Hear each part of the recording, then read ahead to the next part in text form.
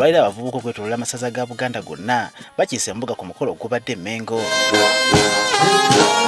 Katikkiro wa Buganda Oweekitiibwa Charles Peter Mayiga atendereza abavubuka ku ngeri gye bazimbye mu bukulembeze ku mitendera egy'enjawulo. Twebaza olw'omulimu gwe muliko ogw'okuzimba n'okugumiza obukulembeze mu bavubuka ku mitendera egy'enjawulo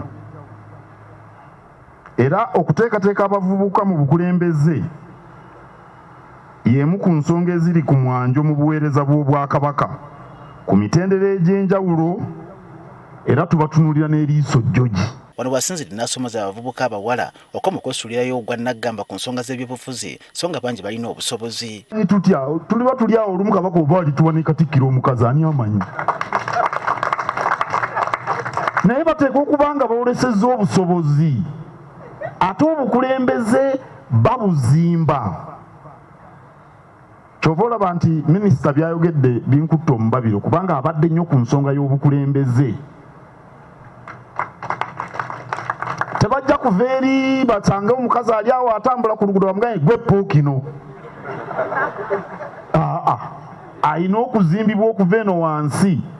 Awo nno mmwe abakyala mwenna abali wano n'abawala ogwo mukisa munene nnyo. Kamalabyonna era akubiriza abavubuka okwetaniranganya eby'enkulaakulana naddala nga benyigira mu kulima emmwanyi kyagamba kyakwongera ku nnyingiza yaabwe kosa n'okuzza Buganda ku ntikko. Tulina okukola obukozi bwaffe buwanirire ennono yaffe. Bwe tuba tetusobola kukola n'ennono yaffe ejja kusaabulukuka. Lwaki ekyo kizibu okutegeera ng'akabaasa akatini bwe kati kakujja ku mulamwa. Wano yalungamiriza abavubuka ku nkozesa y'emitimbagano gy'agamba nti abasinga bagiyambisa mu kuvoola bannaabwe abakubiza okweyambisa emitimbagano okwekulaakulanya. Nagenda era twagenda Gombe y'omwami Ekitandwe. Ye ali ku mutendera munene nnyo ogw'emmwanyi naye ennimiro zazirambuza mutimbagano.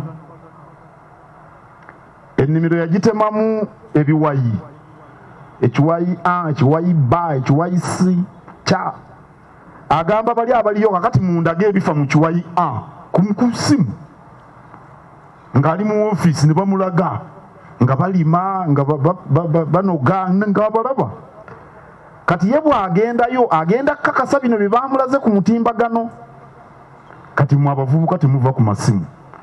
Kati kyangu nnyo ku mmwanyi. Ssentebe w'abavubuka mu Buganda Beka Sejjengo ategeeza nga bwe batandikawo ekittavu ku mitendera gy'amasaza okuyamba ku kukulaakulanya abavubuka. Wekiba nkutegeeza mu butongole twakkaanya okutandika ebibiina ebisizi by'ensimbi ng'era twogera ekibiina ekisooka ekikulu ekya kanso y'abavubuka ekiri akali Amaggwa Investment Club twagiggulawo weeri ne ssente mweziri minisita akimanyi bulungi era enteekateeka eri wa minisita waffe atuuke ewo naye tugitongoze mu butereevu.